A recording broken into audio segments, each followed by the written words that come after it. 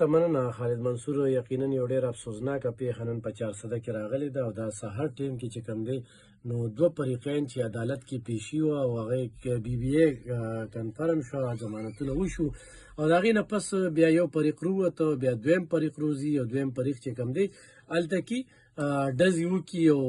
هغې کې چې کوم دی نو 4 جنازې اوس لږ ساعت مخکې چې موږ راتلو نو هغه جنازې هغه اوچتې شوې، هغه ویډیو فوټیج چې کوم دی هغه زموږ په دې فیسبوک لیکه باندې شته دی. دغه واقعه چې کومه 3 ورځې مخکې د دوی په ځمکه باندې څه توتو میمې راغلي وو، بیا په یو بل ډز هم کړی وی هغه ټایم کې نو بیا د عمردو تاڼه کې د هغې اف آی آر شي او په هغه اف آی آر کې چې کوم دی دوی نن عدالت ته پیش کېدل او عدالت کې چې کوم دی دغه بي بي اے وشوله او د هغې نه پس دا واقعه راغله. دوی د 400 سیمې غزګي سره تعلق ساته. یوسف چې کوم دی ډاکټر جاوید اقبال پکې و چې په پېښور کې ډاکټر دی، نور ناصر و پکې، یو بابا چې د هغوی زمیندار دی اسلم، نو هغه خو هم په دغه کې مړه شوي دي او دې کې 15 کسه چې کوم دی هغه جوبل شوي دي او دا پوري د ډیچکو هسپتال ته ولېږدل. یو ډېر افسوسناکه خبره، خو دغه افسوسناکې خبر نه چې لومبی کم کال په موبایل باندې وچلېده نو هغې باندې وچلېده چې ډي پي او په دفتر باندې فایرنګ وشو، په جوډیشل کمپلیکس فایرنګ وشو او ټولې د صوبې په ضلعي پولیس چې کوم دي شفقدر او تنګي او دا غونډ چې کوم دی نو هغه سټنټو شو او یو خوب و حراس د 400 په چوک کې اتفاقت زه دغه ټیم کې موجود وم او وسلې چې کوم دی بار نیولې شوي وي او بس پولیس دا ټنګ ټونګو او روانو. په دې کې الخدمت فاونډیشن ګاډو چې کوم دی نو هغې دغه مریضان هسپتال ته کسان چې په دې کې په حق باندې رسېدلي دا د یو فریق نه دي که نه؟ دا د یو فریق نه دي، دا د یو فریق نه دي. او دویم فریق چې کوم دی نو هغې نه 4 کسه د پولیس دا و چې ګرفتار شوي خو دي، خو تر دې وخته پورې پیش شوي نه دي. خو دغه ټیم کې دا خوب و خراس او بیا د کولاډر په چوک کې د ټریفیک والا زخمیان چې دي دا دې کې وایي که نه؟ نو دا کوم نه زخمیان هم د یو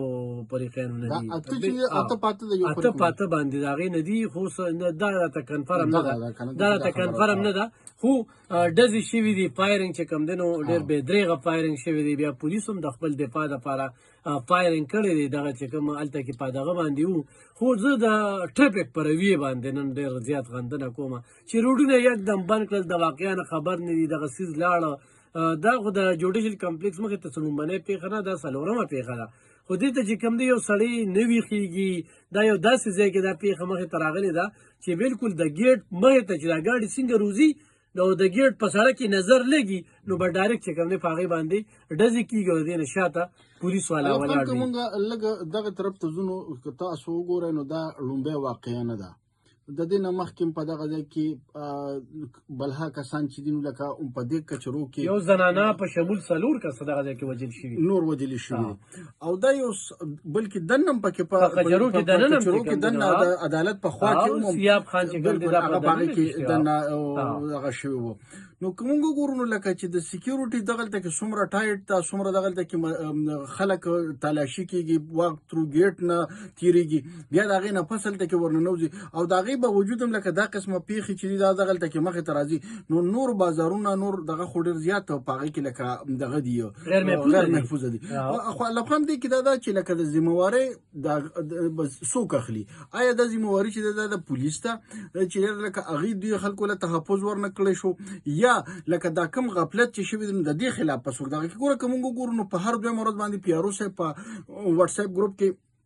کم آفیشل ګروپ چې نو په هغې کې دوی دغه وکړي دا تصویر شیر کړي چې ډي سي پي صاحب راغی، ډي پي او صاحب راغی، د سکیورټي اندازه یې واغېسته او ګارت یې وکته، وسله یې وکته، پلانې یې وکته، ډنګرې یې وکته او پوزیشن او حال چې هغه بیا دا وي. ګورې دې کې د مقامي تاڼې سېچو کمزوري ده. زه صرف په دې موضوع باندې خبرې اترې کوم چې یو داسې واقعه چې هغې کې پایار وشي، دوه فریقین راځي او ښه په ډلو ډلو راځي. لکه سیاسي دلته کې چې کوم دی نو زه به تاسو ته وایم د ارشد خان عمرزی، شکیل بشیر خان عمرزی د هغوی ترمنځ دا د عدالتي ډېر کیسونه چې کوم دی روان دي او شوي دي ماضي کې. خو فریقینو هلته کې پولیس کوم تحفظ ورکوي یا په کومه طریقه باندې یو فریق وځي بیا ورپسې بل فریق وباسي. نو دې کې زه پولیس ګرم ګڼم چې یو خو دونه وسله راله تا ته دونه پته نه لګي چې ستا د دغه مخې ته دونه وسله په ګاډو کې کلاشینکوفې ټوپکې تمانچې د دواړو فریقینو سرې دي هغه دغه ځای ته رالل نو دغه ځای کې بار هم پولیس ګرځي او دا د عدالت دا مخه چې کومه ده کچرو دا مخه نو دې طرف ته هم پولیس ولاړي هغې طرف ته هم پولیس ولاړي او دا کوم ګیټ سره شوي د ډي پي او په آفس باندې دغه ځای کې هم څلور پولیس والا ولاړي چې ورځي نو تلاشي اخلي نو دې کې زه پولیس ګرم ګڼم چې یاره ولې د دې مخه یې ونیوله بیا علم خان د دغه نه بیا ضروري خبره چې دا دویمه کومه ده چې یاره لکه افواره خوره شوه چې د ډي پي او صاحب په آفس باندې فایرنګ وشو نو دغه څیز چې دی بیا دغه نه هم زیات خطرناک دا افغانه وه په والس باندې د هغوی اطلاع راځي د پندره نه ایمرجنسي نه هغوی اطلاع کوي هغوی په خپله باندې اطلاع کوي چې یاره په دغه شوه شبقدر پولیسو تنګي پولیسو دا پوري چې کوم دی نو سپاټ ته ځان ورسوي لومبنۍ اطلاع چې کومه ده د هغوی نه داسې شوې ده په دغه ټیم کې موږ اتفاقي د سین ډبلیو دفتر نه ووتلو